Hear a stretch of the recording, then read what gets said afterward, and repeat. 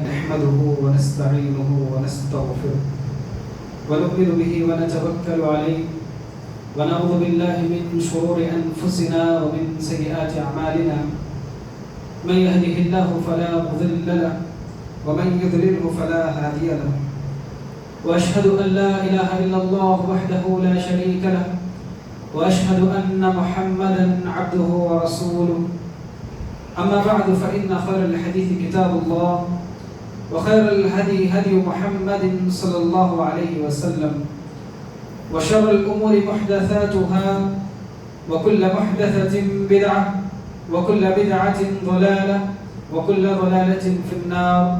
أعوذ بالله السميع العليم من الشيطان الرجيم من همزه ونفخه ونفسه. بسم الله الرحمن الرحيم. يا أيها الذين آمنوا اتقوا الله حق تقاته ولا تموتن إلا وأنتم مسلمون. يا أيها الناس اتقوا ربكم الذي خلقكم من نفس واحدة وخلق منها زوجها وبث منهما رجالا كثيرا ونساء واتقوا الله الذي تساءلون به والأرحام إن الله كان عليكم رقيبا. يا أيها الذين آمنوا اتقوا الله وقولوا قولا سديدا يصلح لكم أعمالكم ويغفر لكم ذنوبكم ومن يطع الله ورسوله فقد فاز فوزا عظيما. وقال الله تعالى في موضع آخر: بسم الله الرحمن الرحيم. قاف والقرآن المجيد بل عجبوا أن جاءهم منذر منهم فقال الكافرون هذا شيء عجيب. وقال الله تعالى في موضع آخر: ما أصاب من مصيبة في الأرض ولا في أنفسكم إلا في كتاب من قبل أن نبرأها إن ذلك على الله يسير. وقال النبي صلى الله عليه وسلم: لا عذر ولا طيرة ولا هامة ولا سفر. رب اشرح لي صدري ويسر لي أمري واحلل عقدة من لساني يفقهوا قولي. سبحانك لا علم لنا إلا ما علمتنا إنك أنت العليم الحكيم. اللهم انفعني بما علمتني وعلمني ما ينفعني وزدني علما. تمام تر تعریفیں، ہر قسم کی حمد و ثنا، کبریائی، بڑائی، بزرگی، برتری، عزت و جلالت، شان و شوکت اس اکیلے اللہ ذوالجلال کے لیے لائق و سزاوار ہے، جو اس ساری دنیا کا تنے تنہا خالق و مالک ہے، رزاق ہے، مدبر ہے، جس نے ہم تمام انسانیت کو صرف اور صرف اپنی بندگی اور عبادت کے لیے اس دنیا میں لایا ہے۔ درود و سلام کا نزول ہو تمام انبیاء اکرام علیہم السلام پر، بالخصوص میرے اور آپ کے آخری نبی، امام الانبیاء، امام المرسلین، خاتم النبیین، رحمت للعالمین، ساقی کوثر، شافع محشر، جناب محمد رسول اللہ صلی اللہ علیہ وسلم کے ذات اقدس پر، کہ جن کی لائی ہوئی شریعت، بتلایا ہوا طریقہ، سکھلائی ہوئی صالح تعلیمات اس امت کے لیے ایک آئیڈیل اور نمونہ ہے، جس پر عمل کر کے قیامت تک کے آنے والے انسان دنیا اور آخرت دونوں جگہ کامیاب و کامران ہو سکتے ہیں۔ معزز حاضرین جمعہ، برادران اسلام، ملت اسلامیہ کی ماں اور بہنوں اور عزیز بچوں، خطبہ جمعہ کی مناسبت سے جس ٹاپک پر میں گفتگو کرنے جا رہا ہوں وہ ہے کیا سفر کا مہینہ منحوس ہے۔ محترم حاضرین اور خواتین اسلام، ماہ سفر اسلامی کیلنڈر کے اعتبار سے یہ دوسرا مہینہ ہے جس میں ہم زندگی گزار رہے ہیں، اور یہ ان مظلوم مہینوں میں سے ہے جن مہینوں میں مسلمانوں نے بے شمار بدعات، خرافات، رسومات، غلط قسم کے افکار و نظریات پال رکھے ہیں۔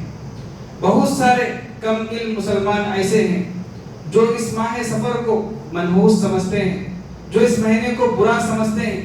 اس مہینے میں مصیبتیں اترتی ہیں، اس مہینے میں بلائیاں اترتی ہیں، اور اس لیے وہ اس مہینے میں کوئی اچھا کام نہیں کرتے، کوئی خوشی کا کام نہیں کرتے، اس مہینے میں شادیاں نہیں کرتے، اس مہینے میں کوئی اپنا نیا بزنس کرنا ہوتا ہے، کاروبار کرنا ہوتا ہے تو اس مہینے میں وہ شروع کرنا پسند نہیں کرتے۔ یہ جو ماہ سفر کو برا سمجھا جا رہا ہے، منحوس سمجھا جا رہا ہے، یہ اب سے نہیں ہے، یہ زمانے قدیم سے ہی ایسے ہی ہے۔ جس دور کو اللہ نے قرآن مجید میں جاہلیت کا دور کہا ہے، زمانے جاہلیت جس کو کہتے ہیں، اسلام سے پہلے جو دور تھا جس کو جاہلی دور کہا جاتا ہے، جب سے لوگوں نے اس مہینے کو منحوس جانا ہے، جب سے ان لوگوں نے اس مہینے کو منحوس سمجھا ہے، یہ مہینہ کیوں منحوس ہے، اس مہینے کو کیوں سفر کا نام پڑا ہے؟ امام علی بن محمد علم الدین السخاوی رحمہ اللہ لکھتے ہیں کہ سمع بذلك لخلوا بیوتهم من یخرجون للقتال والاسفار یقال سفر المکان الى خلا.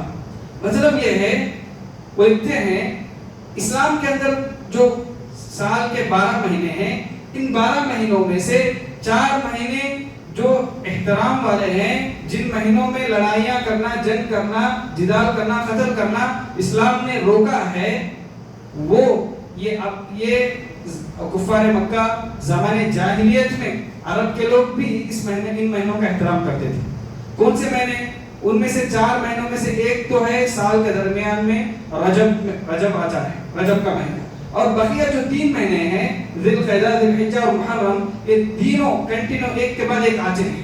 چونکہ اس مہینے کا قانون یہ ہے کہ آپ ان مہینوں میں لڑائیاں کرنا، قتال کرنا اسلام نے اس سے منع کیا ہے. تو عرب بھی اس کا احترام کرتے تھے، تو وہ یہ 3 مہینے حرمت والے مہینے ذی القعدہ میں، ذی الحجہ میں، محرم میں اپنے گھروں میں بیٹھے رہتے، رکے رہتے، لڑائیاں نہیں کرتے، جنگ نہیں کرتے، کہیں جاتے نہیں. یہ 3 مہینے اپنی جگہ پر رکے رہتے تھے. جیسے ہی سفر کا مہینہ شروع ہوتا تو دوبارہ لڑائیاں کرنے کے لیے، جنگ کے لیے سفروں پر نکل جاتے تھے. تو اب انہوں نے دیکھا جیسے یہ سفر کا مہینہ آ رہا ہے تو ہمارے گھر ویران ہو رہے ہیں، ہمارے گھر خالی ہو رہے ہیں. تو انہوں نے اس کی نسبت، ہمارے جو گھر یہاں پر خالی ہو رہے ہیں، ویران ہو رہے ہیں، اس کی نسبت انہوں نے اس مہینے کی طرف کر دیا کہ یہ مہینہ منحوس ہے، یہ مہینہ برا ہے، اسی لیے یہ مہینے کے آتے ہی ہمارے گھر جو ہے خالی ہو رہے ہیں. جبکہ انہوں نے اس کی اصل وجہ پر غور نہیں کیا ہے کہ ہمارے گھر جو خالی ہو رہے ہیں اس کے پیچھے وجہ ہم ہیں، ہماری وجہ سے گھر خالی ہو رہے ہیں. انہوں نے یہ وجہ غور نہیں کیا. اور اسی طرح سفر کو صفر کہتے ہیں. جس طرح صفر خالی ہے اسی طرح سفر اپنے معنی میں. تو لوگوں نے گمان کیا کہ یہ مہینہ بھی خالی ہے، برا ہے. اور اسی طرح بے شمار غلط قسم کے واقعات کو، چیزوں کو، بدعتوں کو لا کر اس مہینے کو جوڑ کر بیچارے اس مہینے کو مظلوم کر دیا ہے. اور ایسے کام، ایسے چیزیں اس مہینے میں انجام دیتے ہیں، نعوذ باللہ، وہ ہے انسان کے عقیدے سے ٹکراتا ہے.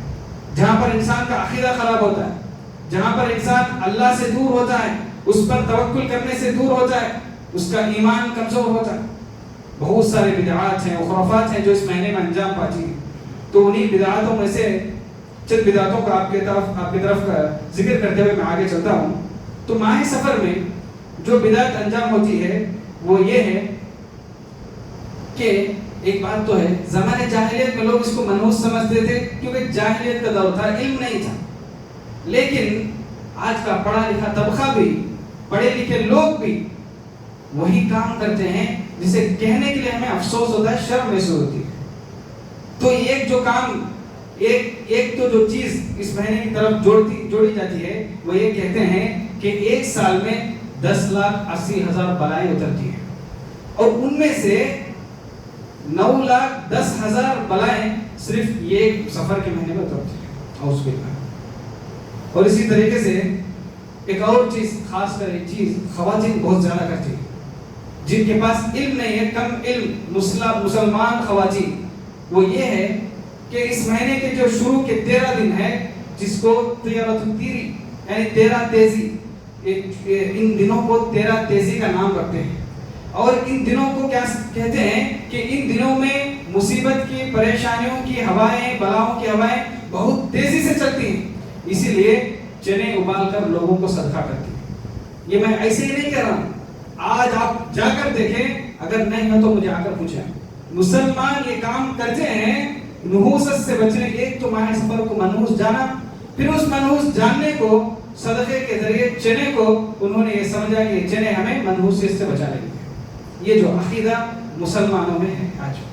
اور اسی طریقے سے ایک اور چیز جو کرتے ہیں وہ یہ ہے کہ بعض لوگ جن کی شادیاں ہوتی ہیں، نئے جو شادی شدہ لوگ ہوتے ہیں، شادی شدہ جوڑے جو ہوتے ہیں، ان جوڑوں کو ان 13 دنوں میں، یہ 13 دنوں میں ایک دوسرے سے دور رکھتے ہیں. حقیقت ہے، آج بھی ہے.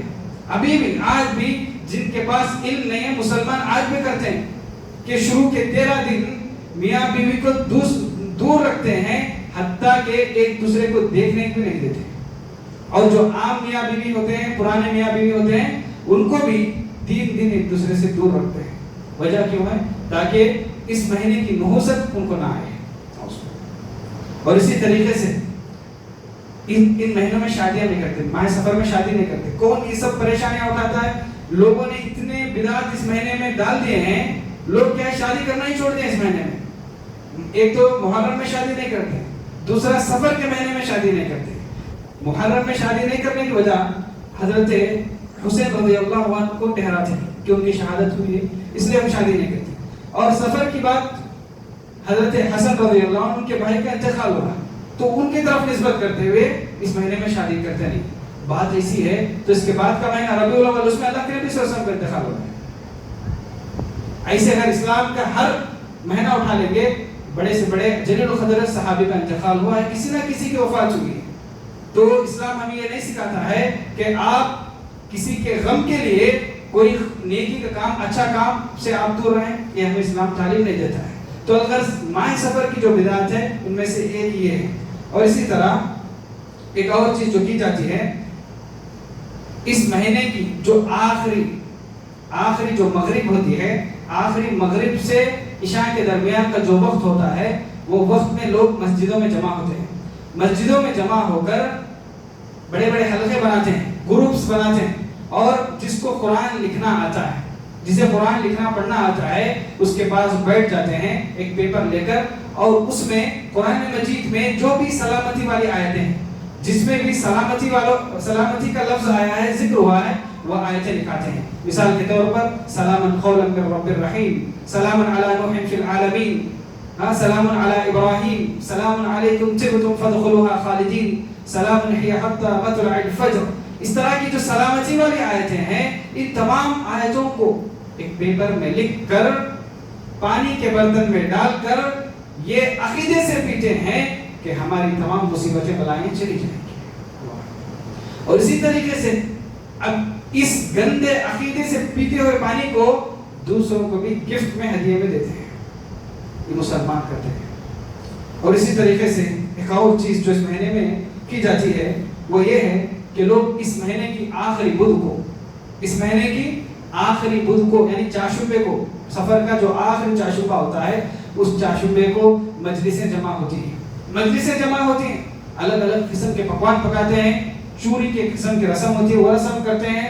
اور لوگ کیا ہیں، اس دن چاشوبے کو اپنے گھر خالی کر دیتے ہیں، اپنے گھر خالی کر چھوڑ کر چلے جاتے ہیں، دور دراز جا کر گھاسوں پہ چلتے ہیں. الغرض ایسے کام، ایسی چیزیں، ایسے عقیدے، ایسے شگون آج بھی مسلمانوں میں ہیں جسے بولنے کے لیے ہمیں شرم آتی ہے. مسلمان جن کے پاس علم نہیں ہے آج بھی یہ شگون لیتے ہیں کہ بلی ہمارے راستے میں اگر آ جائے تو ہم سفر نہیں کریں گے، راستہ نہیں کاٹیں گے، کیونکہ بلی اگر آنے سے ہمارا سفر کیا ہوگا، ہم کو حادثہ ہوگا، اس کے گھر واپس آ جاتے ہیں. اور اسی طریقے سے لوگ کو منحوس سمجھتے ہیں. میں ایک کاروبار کرنے والا ہوں، اگر میرا آج بزنس کاروبار نہیں ہوا دکان، تو میں کیا کہتا ہوں، فلاں منحوس کی صورت دیکھی آج صبح میں، اس کی وجہ سے میرا صبح کا بزنس نہیں چل رہا ہے. تو ہم کیا ہے، یہ جو بزنس نہیں ہوا اس کا سبب لے جا کے ایک آدمی کو منحوس ٹھہراتے ہیں. اور اسی طرح خواتین میں، عورتوں میں ایسے بہت ساری چیزیں، ایک نہیں دو نہیں، بہت ساری، جن کے پاس علم نہیں ہے. آج بھی خواتین صبح میں جو جھاڑو جھاڑتے ہیں، اس کے پیچھے ان کا یہ عقیدہ ہے، جن کے پاس علم ہے ان کی بات کرو، یہ عقیدہ ہے کہ صبح کی جھاڑو جھاڑنا ان کے لیے نزدیک لازمی ہے. کیوں؟ اگر جھاڑو ہم نہیں جھاڑیں گے تو گھر کی بلائیں پاک نہیں ہوں گے. وہ لوگ گھر جو جھاڑتے ہیں گھر پاک کرنے کے لیے نہیں، جن کا عقیدہ ہے اس کے پیچھے، وہ یہ اس لیے سے جھاڑتے ہیں اگر ہم گھر کی جھاڑو صبح میں نہیں جھاڑیں گے تو گھر میں جو مصیبتیں ہیں، بلائیں، وہ نہیں جائیں گی. اور اسی طرح چھوٹے چھوٹے بچوں کو گھر میں خینچیاں کاٹنے نہیں دیتے. اس کی وجہ کہ وہ کہتے ہیں اپنے بچوں کو بچپن سے ایسے چیزیں سکھاتے ہیں، وہ بات بڑا ہو کر اسے حقیقت ہی سمجھتا ہے. بچے کو کینچی کاٹنے نہیں دیتے، وجہ یہ کہ گھر میں لڑائیاں آتی ہیں، رات میں اینا دیکھنا نہیں، چپل الٹا پڑا تو باہر نہیں جانا ہے، گھر پہ پرندہ آ کر کوا پکارا تو گھر مہمان آئیں گے، الو پکارا تو گھر میں موت ہوگی. ایسے ایسے عقیدے، ایسے ایسی چیزیں اللہ اکبر انسان کے عقیدے کو، ایمان کو کمزور کرتی ہیں، اللہ سے دور کرتی ہیں. تو میرے بھائیوں، اسلام کے اندر نہ کوئی آدمی، نہ کوئی وقت، نہ کوئی دن، نہ کوئی مہینہ، نہ کوئی زمانہ، نہ کوئی سال برا ہے. کوئی برا نہیں ہے. اللہ کے بنائی چیز میں، اللہ کے بنائے ہوئی چیزوں میں کوئی گندا نہیں ہے، کوئی منحوس نہیں ہے. منحوس اگر ہیں، میں اور آپ ہیں، میں اور آپ ہیں. میں اور آپ جو اعمال کرتے ہیں، جو کام کرتے ہیں، ان اعمال کے وجہ سے جو نحوست آتی ہے وہی نحوست ہے. اللہ نے قرآن مجید میں فرمایا ظہر الفساد فی البر والبحر بما کسبت ایدی الناس.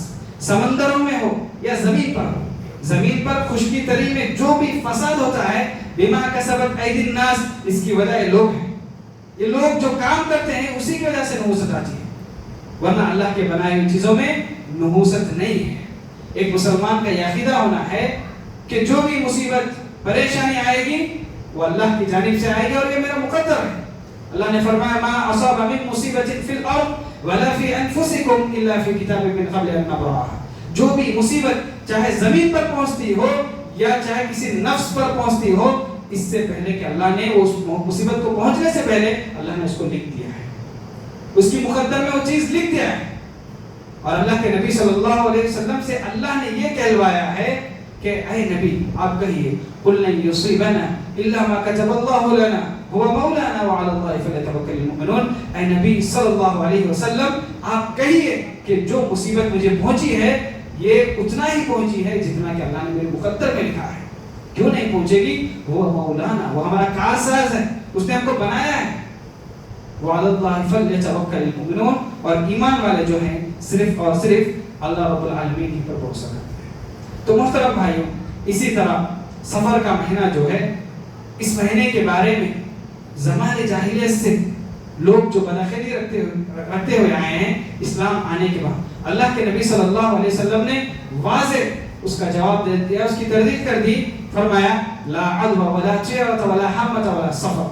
نہ کوئی بیماری خود بخود ایک دوسرے سے منتقل ہوتی ہے، نہ کوئی فال نکالنے سے کوئی اس کی کوئی حقیقت ہوتی ہے، نہ کوئی پرندہ بولنے سے کچھ ہوتا ہے، نہ ہی سفر کا مہینہ منحوس ہے.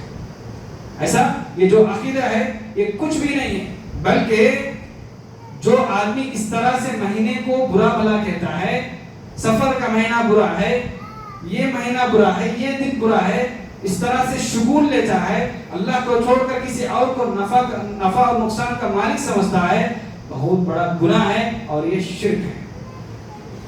حدیث قدسی ہے، اللہ کے نبی اللہ تعالیٰ نے فرمایا کہ یوفینی ابن آدم یسب الدہر. آدم کی اولاد مجھے تکلیف دیتی ہے، مجھے تکلیف پہنچاتی ہے. یسب الدہر، زمانے کو گالی دیتی ہے. آج بھی کتنے ایسے لوگ ہیں اب بھی سفر کے مہینے کو گالی دیتے ہیں، بہت ساری چیزوں کو، مہینے کو، دن کو گالیاں دیتے ہیں. عورتیں کتنی مرتبہ بارشوں کو گالی، کبھی باہر جانا ہوتا ہے بارش پڑی تو بارش کو گالی، ہوا کو گالی، کتنے لان تان. یاد رکھو اللہ کی بنائی ہوئی چیز کو آپ گالی دے رہے ہیں، انڈائریکٹلی آپ اللہ کو گالی دے رہے ہیں. ایک مثال کے طور پر گھر میں آپ نے کھانا کھاتے ہیں، اگر کھانا خراب ہے آپ جا کے کھانے سے بولیں گے کیسا پک کے آیا ہے تو، تیرے اندر نمک ہی نہیں ہے. آپ کھانے کو بولیں گے، آپ انڈائریکٹلی آپ کی بیوی کو بول رہے ہیں کہ کیسا تو پکائی ہے کہ کھانے میں نمک ہی نہیں ہے. تو کسی چیز کے بنانے والے بنائی ہوئی چیز کو گالی دینا، اس کے کریٹر کو گالی دینا ہے. تو آپ اللہ کی تخلیق کو، بنائی ہوئی تخلیق کو گالی دے رہے ہیں، آپ انڈائریکٹلی آپ اللہ کو گالی دے رہے ہیں. اور اللہ خود اللہ کہہ رہا ہے یسب الدہر وعلی الدہر، وہ زمانے کو گالی دیتا ہے جبکہ زمانہ نہیں. تو محترم بھائیوں، یہ جو بدفعلی لیتے ہیں، بدشگونی لیتے ہیں، کوئی نیا کام آپ کو کرنا ہے، کوئی نیا بزنس آپ کرنے والے ہیں، ہوا ایسے کہ آپ نے ایک ایسے آدمی کا چہرہ دیکھا جس کے بارے میں آپ نے شروع سے یہ ذہن بنایا کہ یہ آدمی جب بھی میرے کام میں آتا ہے یہ کام خراب ہوتا ہے. آپ نیا کام کرنے والے تھے، اتفاق سے وہی آدمی آ گیا آپ کے کام میں، آپ نے اب وہ کام چھوڑ دیا صرف اس لیے کہ وہ منحوس آدمی آیا ہے بول کر. تو آپ نے یہاں پر شرک کیا ہے، شرک کیا ہے. اللہ کے نبی صلی اللہ علیہ وسلم نے فرمایا من ردته الطير من حاجة فقد اشرک، جسے اس کی نحوست نے کسی کام سے اسے روکا ہے، یعنی کوئی کام کرنے والا تھا، کسی چیز کو منحوس سمجھ کر وہ کام کو چھوڑ کے آ گیا ہے، فقد اشرک، اس نے شرک کیا ہے، کیونکہ اس نے اللہ کا جو حق تھا، اللہ کا حق ہے، نفع نقصان کا مالک اللہ ہے، نفع نقصان کا مالک صرف اللہ ہے، اس کے علاوہ کوئی نہیں ہے۔ اب اسے کفارہ دینا ہے، جو آدمی ایسا کرے گا، ایسا کرتا ہے، اسے کفارہ دینا ہے۔ اس کا کفارہ کیا ہے؟ اللہ کے نبی صلی اللہ علیہ وسلم نے ایک دعا بتلائی، اللہم لا طیر الا طیرک ولا خیر الا خیرک ولا الہ غیرک، اسے یہ دعا پڑھنا ہے۔ جو آدمی ایسا کرتا ہے، ایسا شگون لیتا ہے، ایسا بدخیری رکھتا ہے، تو اسے یہ دعا پڑھنا ہے، اللہم لا طیر الا طیرک ولا خیر الا خیرک ولا الہ غیرک، کہ اللہ کے علاوہ کوئی بدشگونی نہیں ہے، کوئی برائی نہیں ہے جس کا کہ اللہ حکم دے، اور کوئی بھلائی نہیں ہے اللہ کے علاوہ۔ بھلائی صرف اور صرف اللہ کے پاس ہے، اللہ کے علاوہ کسی کے پاس نہیں ہے۔ اور اسی طریقے سے ولا الہ غیرک، اللہ کے علاوہ کوئی سچا معبود نہیں ہے، اسے یہ دعا پڑھنا ہے۔ تو محترم بھائیوں، خطبہ جمعہ کا خلاصہ یہ ہے کہ ماہ سفر جو مہینہ ہے، یہ مہینہ منحوس نہیں ہے۔ جو مسلمان اللہ کے بنائی ہوئی چیز میں کوئی منحوسیت نہیں ہوتی ہے۔ اگر ایسا ہی ہے، آپ تاریخ اٹھا کر دیکھیں کہ کتنے ایسے واقعات، کتنے ایسے چیزیں، کتنے ایسے جنگ، کتنی ایسے شادیاں اس مہینے میں ہوئی ہیں اور وہ کامیاب ہوئی ہیں۔